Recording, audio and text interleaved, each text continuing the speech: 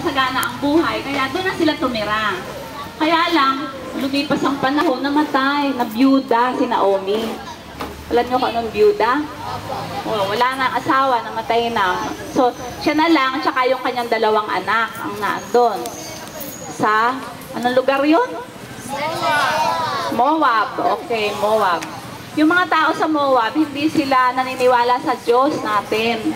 Yung sa Bethlehem, ano yun, naniniwala talaga sa Diyos, yung mga tao sa Bethlehem, yung pinanggalingan ni Naomi. Pero yung nilipatan nila sa Moab, yung saganang lugar, hindi sila, ang mga Diyos nila, mga Diyos-Diyosan, mga idol, ganon. Hindi sila sumasamba sa ating Diyos. Anyway, nung namatay ang kanyang asawa, ang ginawa ni Naomi, pinantayan na lang niyang mabuti yung mga anak niya. Nagkaasawa rin yung mga anak. Siyempre, kahit Kristiyano sila, naniniwala sila sa Diyos, wala naman tong mga kababaihan na kagaya nila. Nakapag-asawa na rin ang taga Moab, yung mga sumasamba sa mga Diyos-Diyosan, ganon, yung dalawa nilang anak.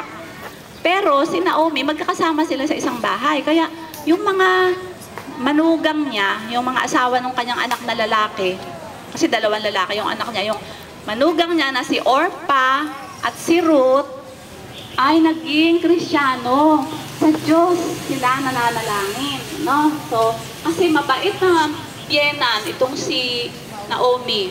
Mabait na mabait siya. Maalalahanin, mapag-alaga, at saka talagang palagi siyang nananalangin. Nakita nung manugang niya na maganda yung buhay, kaya gumaya na rin sila. Kaya lang, alam niyo kung ano nangyari? Yung asawang lalaki, yung mga anak ni Naomi, namatay. Nabiyuda rin yung dalawa niyang manugang. So, si Naomi, mag-isa na lang siya, parang mag-isa na lang siya sa buhay. Namatay na yung asawa, namatay na yung dalawa niyang anak na lalaki. Pero meron siyang dalawang manugang. No? Di may kasama pa rin siya. Pero sabi ni Naomi, parang nalulungkot na ako, ganito. Kaya, umuwi na ako doon sa Bethlehem.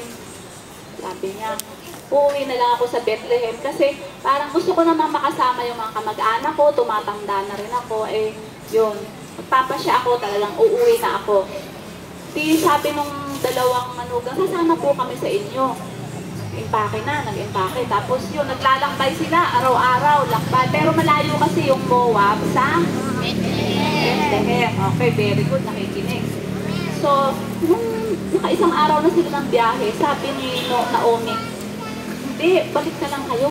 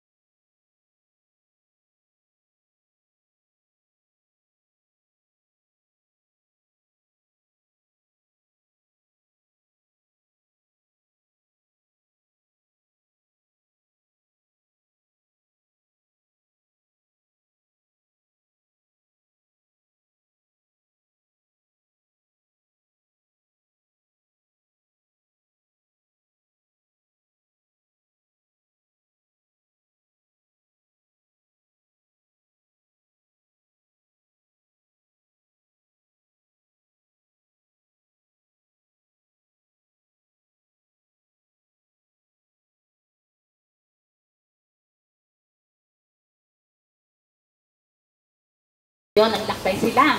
Sa madaling salita, nakarating na sila sa Bethlehem. Pagdating nila sa Bethlehem, natuwa yung mga pag-uwi ni Naomi doon sa kanyang lugar, nandun pa mga kamag-anak niya, tuwan-tuwa sila at meron pa rin siya doong maliit na bahay. Doon pa rin sila tumira.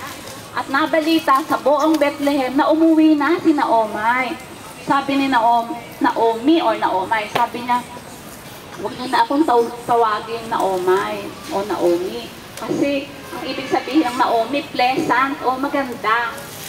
Pero hindi na ako ngayon ay Mara. Kasi ang ibig sabihin ng Mara, bitter. Mapait o mapait. Kasi mapait ang nangyari sa buhay ko. Kaya yun. So yun pala ang linalaman ng loob niya. So anyway, masaya, ano sila, sana dito ka na at sana magkaroon din tayo ng kasayahan, magkikita-kita tayo araw-araw, magkakakwentuhan tayo, hahaba pa ang buhay mo dito. Naku, naubos na yung ipon nila, yung baon nila ni Ruth. Isang araw, sabi ni Naomi, mabuti pa kaya Ruth, malakas naman ang katawan mo. Pumunta ka dun sa palayan,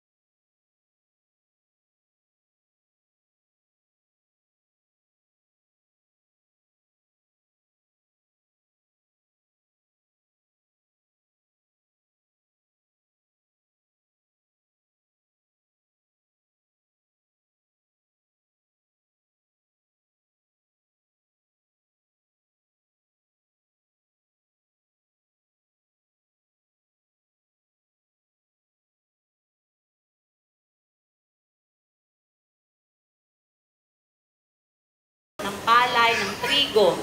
Ano? O di pumunta nga siya, may dala siyang sako. Di, yun, namumulot na siya.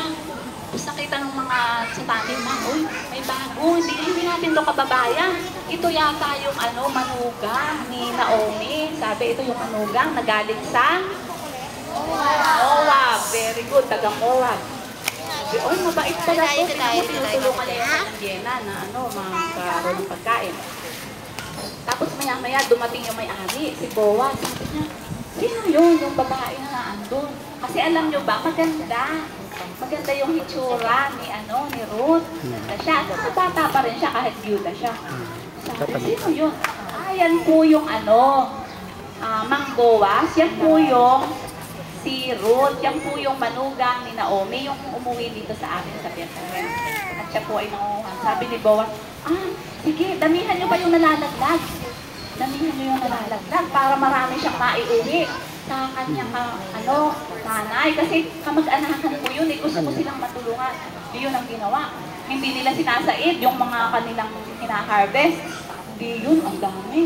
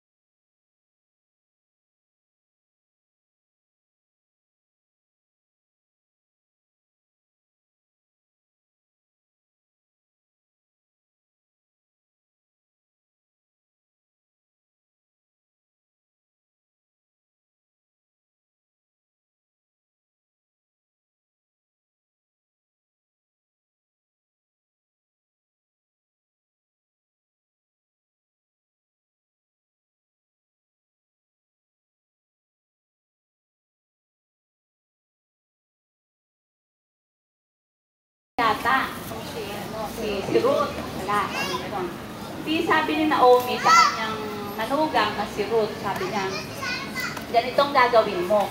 Kasi kamag-anak yan ng asawa ko. Pupunta ka, kasi dito sa atin, sa Bethlehem, ang ugali, pag namatayan, ang may karapatan na maging asawa uli, yung kamag-anak din. Parang tutubusin, ganon. Parang hindi kasi hindi nagkaanak eh. Hindi nagkaanak si Naomi, hindi nagkaapo. Doon sa kay Ruth, doon sa anak niya. Eh sabi, para magkaroon ng apo at merong mananatiling tagapagmana sa ating linya, kailangan magkaanak. Kaya yung mga kamag-anak, yun ang magiging asawa para nandun din. Ganun ang ugali nila sa Bethlehem. Dito sa panahon natin, bawal na yun, ano? Bawal na yun, nagkaasawang may magkamag-anak. Pero, ganitong gagawin natin. Pupunta ka mamayang gabi dun sa kanilang, anong tawag doon? Barn. Yung taguan nila ng palay. Kung saan sila natutulog paggabi. Kasi pag harvest time, napakalaki kasi nung taniman ni Boaz. Talagang bago matapos, ang dami kaya paggabi, doon na sila natutulog.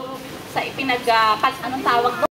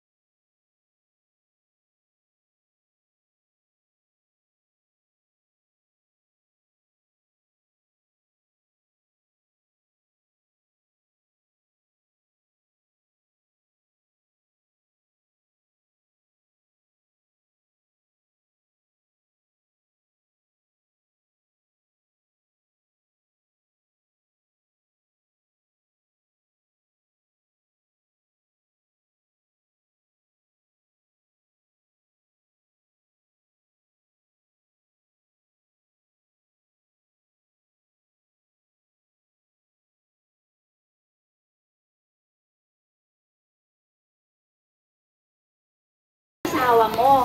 Ngayon, kakausapin ko siya bukas ang umaga.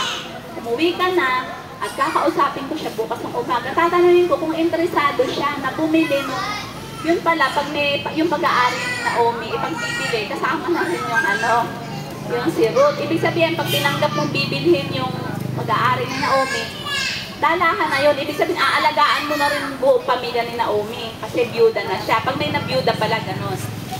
O di yun, o sige, umuwi na si Ruth. Pinabaunan siya ng 25 kilo na bigas. Yung dami niya, pasalubong niya. Ibig sabihin, sabi ni Naomi pagkarating niya, ibig sabihin pumapayag siya, may usapan na tayo.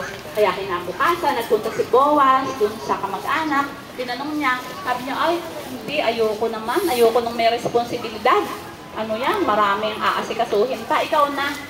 Kaya ang nangyari, alam nyo, si Ruth at saka si Boaz nagkasundo. So, alam nyo, nagkasundo sila. Kaya si Ruth at si Boaz naging mag-asawa. At kasama nila si Naomi. Alam nyo, ang natutuhan natin